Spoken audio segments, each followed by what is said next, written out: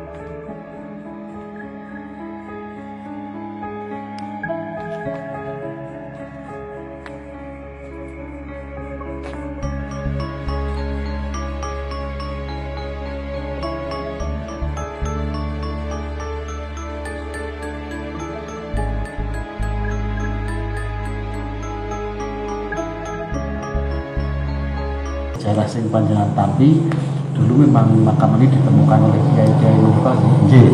Jadi secara literatur sejarah kan tidak disebutkan bahwa yang semare di sini itu beliau Ki Ageng Mangir. Jadi pengakuan secara batiniah dulu ketika ditemukan oleh si Asmo Mbah yang warna yang warna.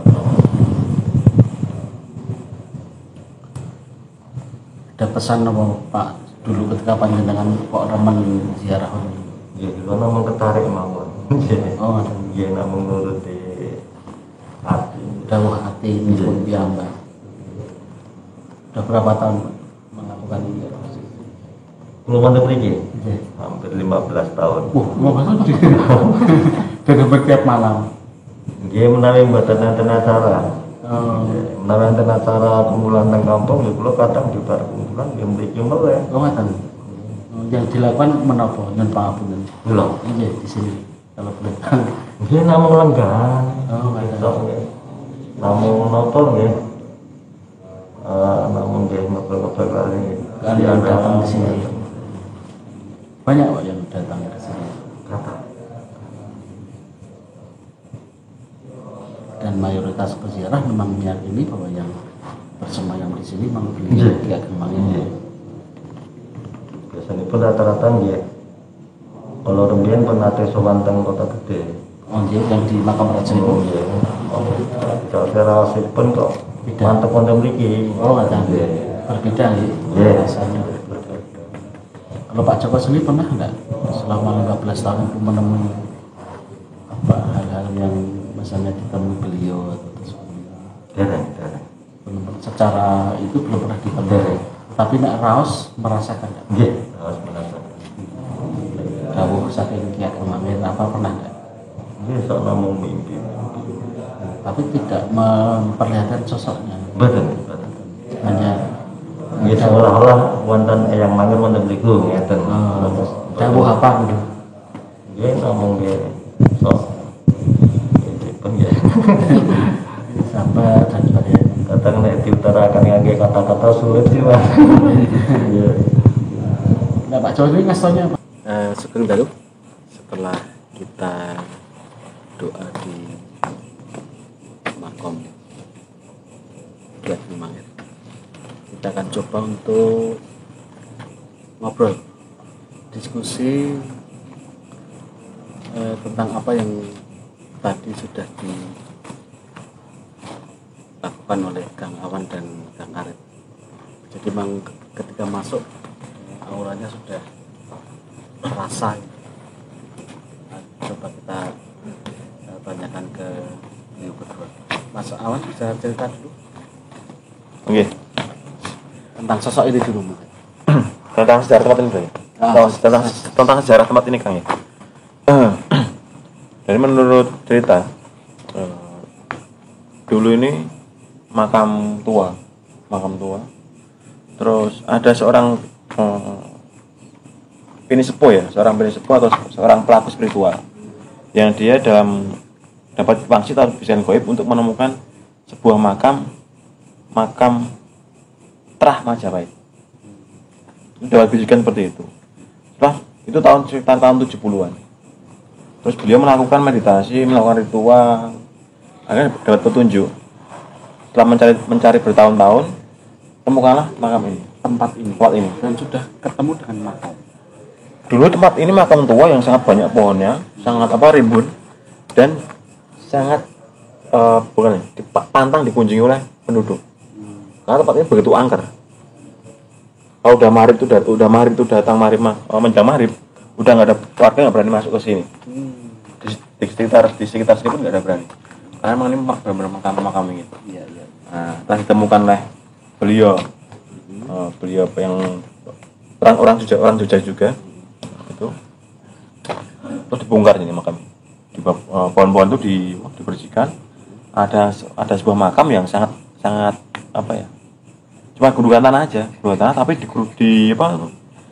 ditumbuhi pohon rimbun, semacam akar-akar itu.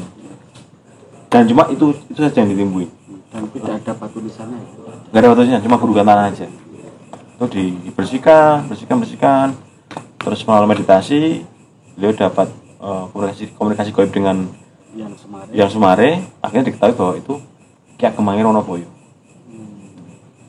Yang menurut komunikasi batin. Iya, yang menurut sejarah, menurut Bapak tuh yang ada konflik dengan Pademangan Majapahit. Itu. Nah, sedangkan menurut Bapak kan beliau dimakamkan di Bapak Mataram menyebutkan bahwa beliau Ki Ageng Mangir dimakamkan di Kota Gede. Makam Raja Kota Gede. Betul. Yang satu di dalam, yang satu di luar. Itu sebagai simbol bahwa beliau diakui sebagai mantu keluarga, sebagai musuh. Itu simbolisasi. Nah, tapi kenapa kok ada di sini?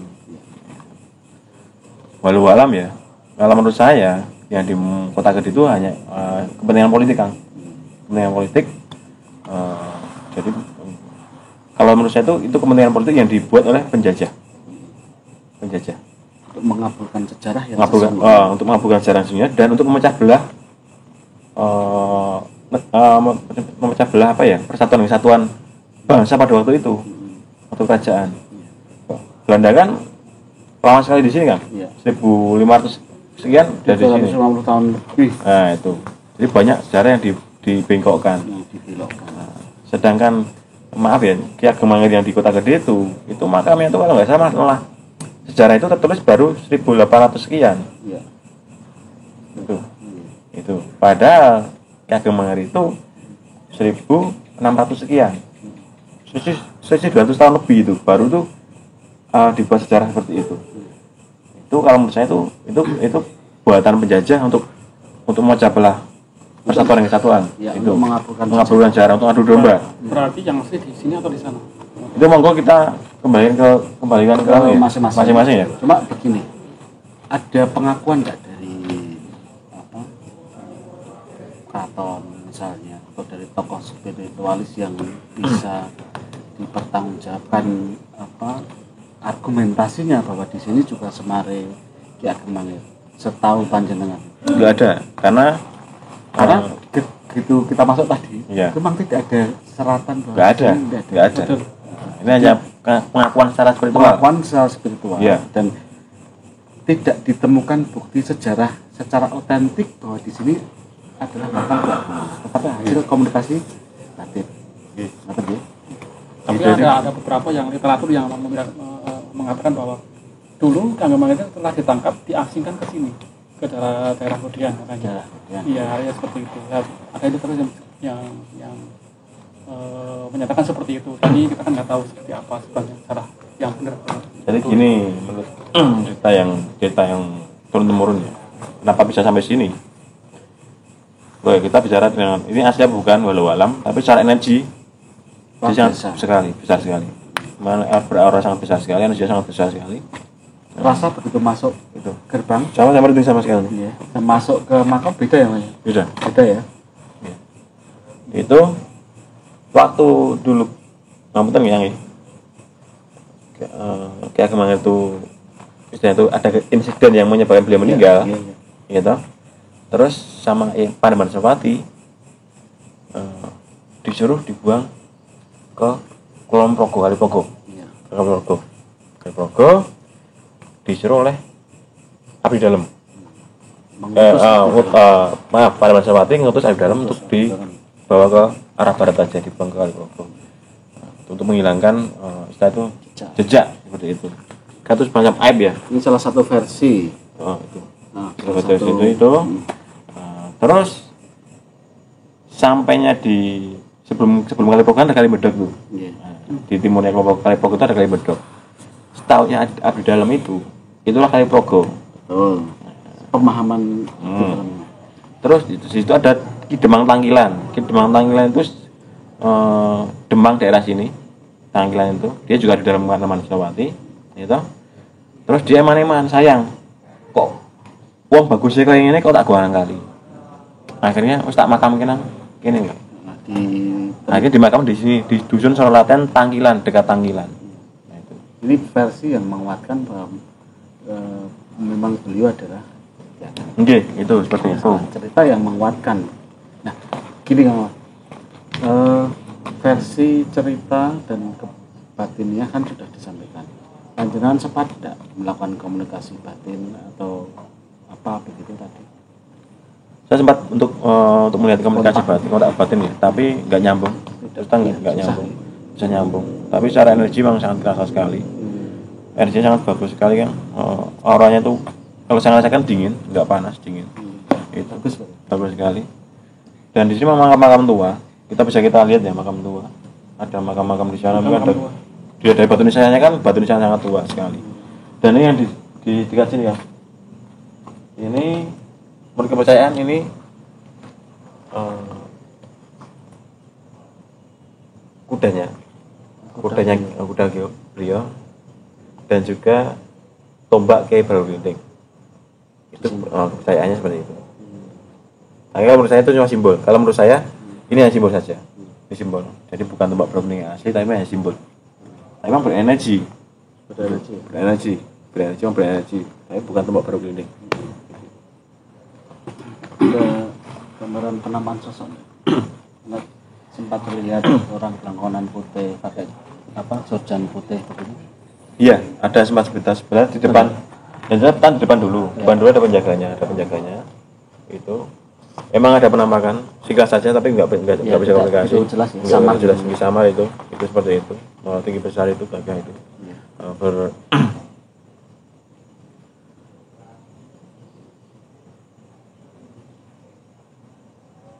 Iya. Sarip coba detailkan lagi, maksudnya bisa disampaikan enggak? Ada beberapa yang mau saya sampaikan waktu saya di dalam berdoa bersama-sama tadi. Saya juga mencoba untuk berinteraksi dengan yang ada di sini ya, mungkin bukan dalam bentuk makhluk tapi bentuk energi. Saya sempat tadi di makam yang dalam itu, yang makam Ki Ageng Mangir, seperti ada energi yang keluar terus mencoba masuk ke tubuh saya.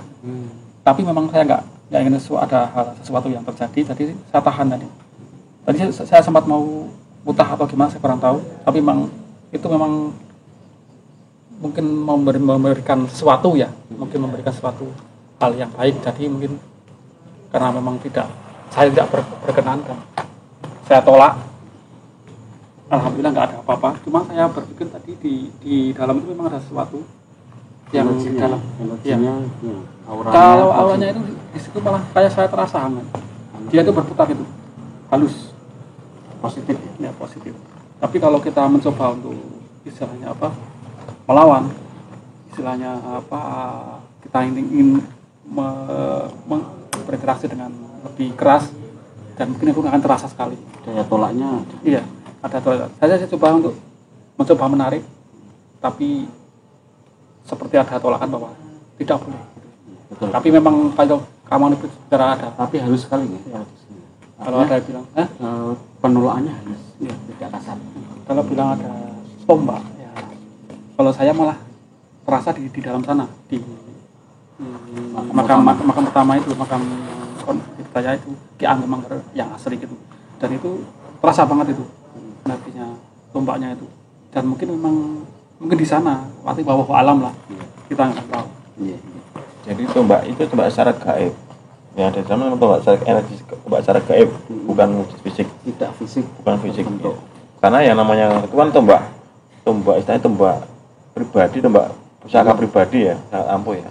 Walaupun tuanya udah meninggal, dia kan mengikuti energi. Iya, betul. Itu.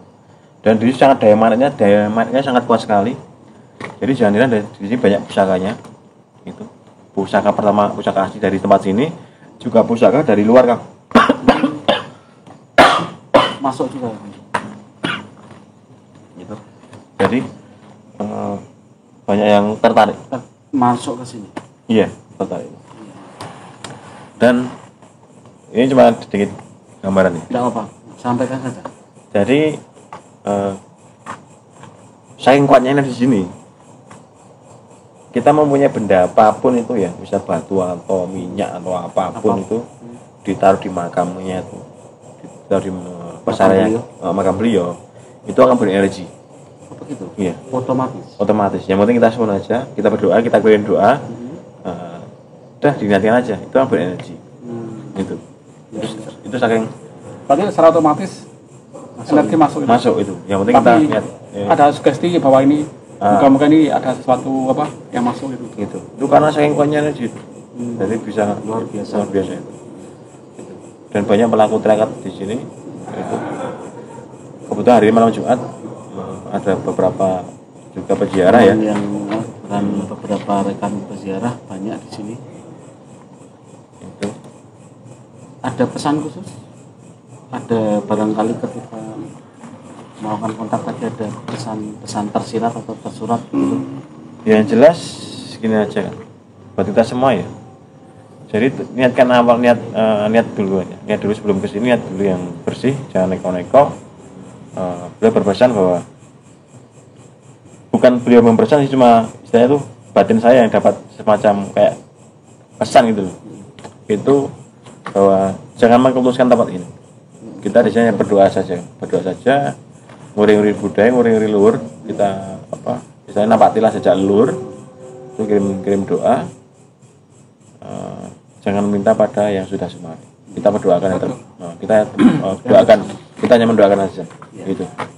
Nanti kalau ada istilah kita dapat energi atau apa, kita dapat pusaka, itu hanya bonus saja kan. Yang penting jangan mendewakan.